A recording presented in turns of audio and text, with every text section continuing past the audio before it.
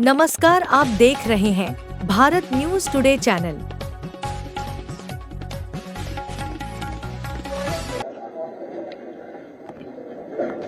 मैं अपने प्रेस के साथियों का बहुत बहुत धन्यवाद देना चाहता हूं। और जब प्रेस के साथियों से नहीं मिलते हैं तो अच्छा नहीं लगता है। इसी बहाने आपसे मिलने का मौका मिलता है। आज हमारे साथ चंदौली और बनारस के सांसद हमारे साथ हैं वीरेंद्र सिंह जी, समाजवादी पार्टी के जिलाध्यक्ष, समाजवादी पार्टी के कई साथी जो संगठन के हैं, चुनाव लड़े हैं, और हमारे महत्वपूर्ण कार्यकर्ता जो आज यहां पर आए हैं, साथ में उनके। दाल मंडी बहुत ही हिस्टोरिकल जगह रही है। उस बाजार के कुछ व्यापारी साथी आए हैं, लेकिन वो दुख तकलीफ सभी जो व्यापारी हैं उनकी लेकर के आए हैं। जिस तरह से लगातार पिछले कई महीनों से, या यूं कहें कि कई साल से, उनके ऊपर सरकार की तरफ से जो सरकार का फैसला, उसकी वजह से संकट आया है। ये कोई हिस्ट्री बचाने का या हेरिटेज को बचाने के लिए योजना नहीं बनी है। बीजेपी के लोगों की तरफ से जो योजना बन रही है, कोई यहां हिस्ट्री बचाने के लिए नहीं है, ना हेरिटेज बचाने के लिए है। ये पॉलिटिकल डिमोलिशन होने जा रहा है। ये पॉलिटिकल अप्रोच है उनकी, और पॉलिटिकल अप्रोच इसलिए है क्योंकि वो चुनाव उस बाजार से या उसके आसपास जीत करके नहीं जा पा रहे हैं।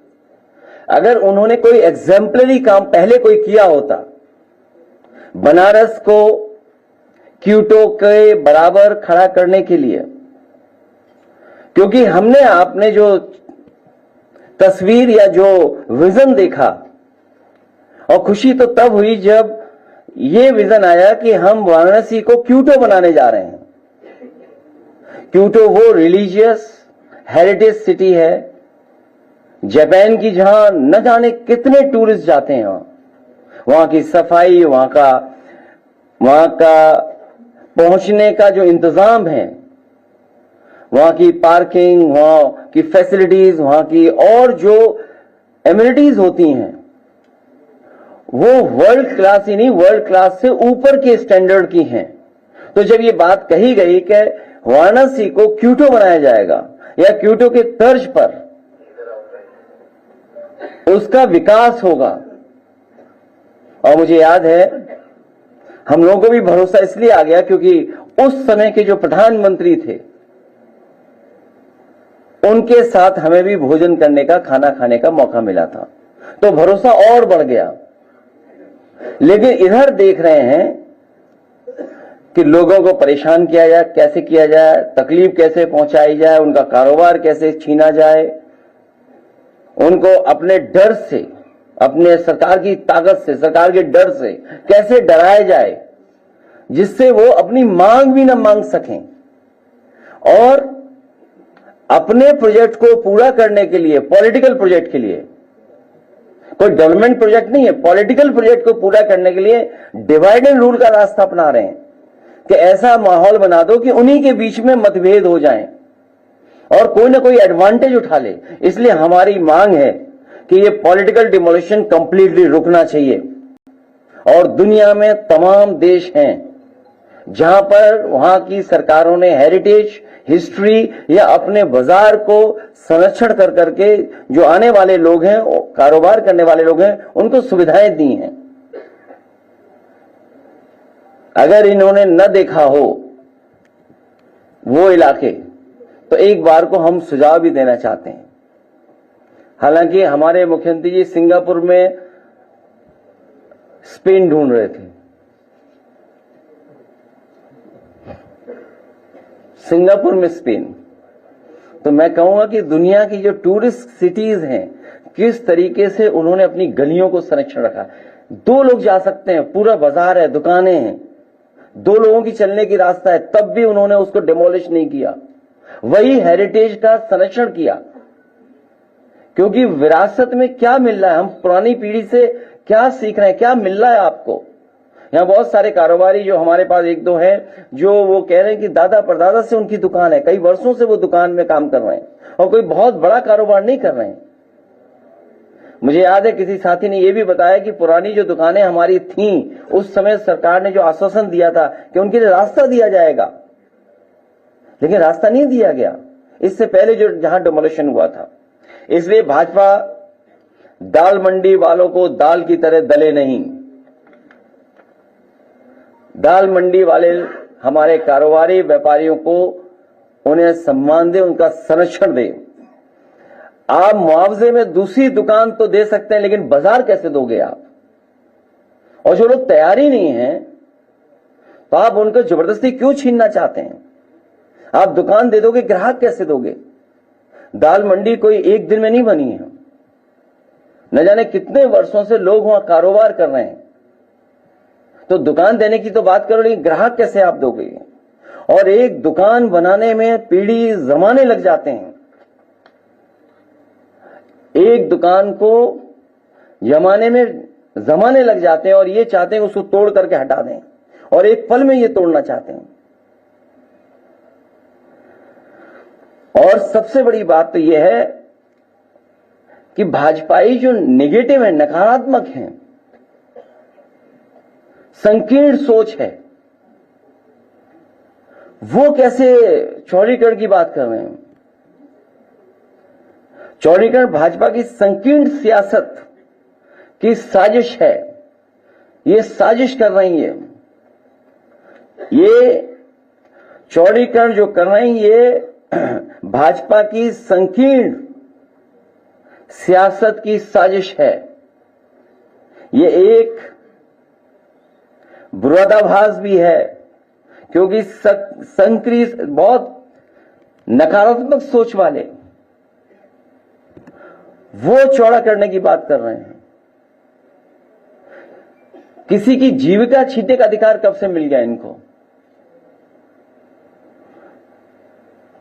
और भाजपा वाले अपनी ताकत का इजहार करना चाहते हैं अधिकारियों के माध्यम से। ये जो जीत या जो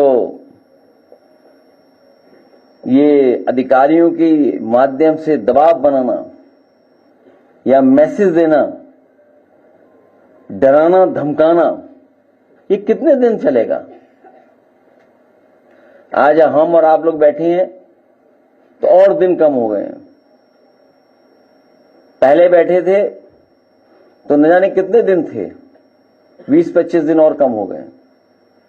तो हर दिन कम हो रहा है। और इन्होंने कोई ऐसा एग्जाम्पलरी काम किया हो तो बताएं। समाजवादी सरकार में मॉल बना था लखनऊ में, वो बेच दिया इन्होंने।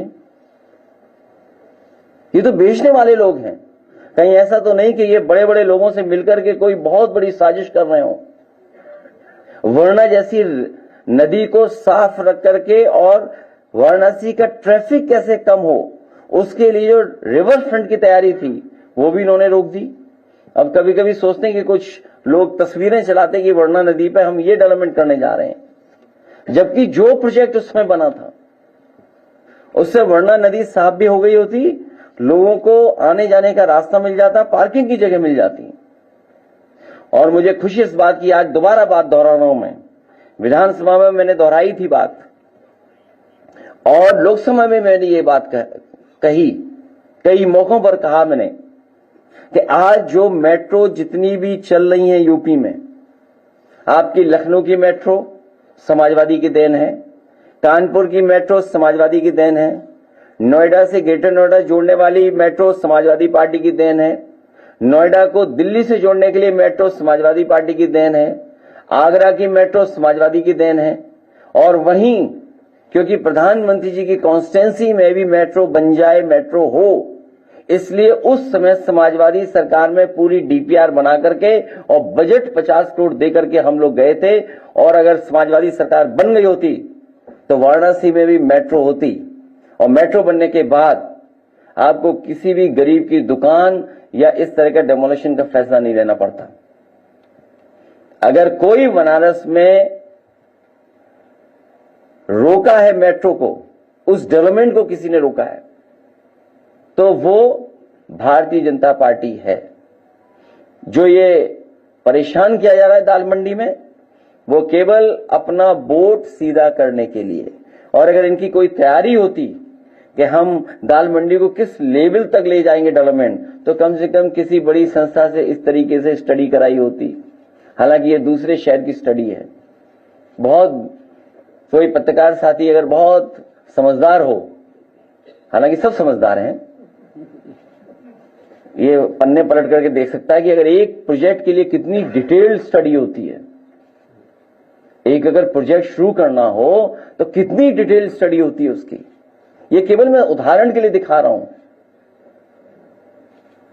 और कितनी डिटेल्ड स्टडी है, सोचिए, केवल छोटे से इलाके के लिए। नक्शे हैं, क्या होना है, कैसे होना है, कितना फंड्स क्या है। यहां तो केवल कोई तैयारी नहीं है, बस सड़क चौड़ी करनी है। नहीं, वो इसलिए बुरा लग जाएगा बीजेपी को, इसलिए बताना नहीं चाहता हूं।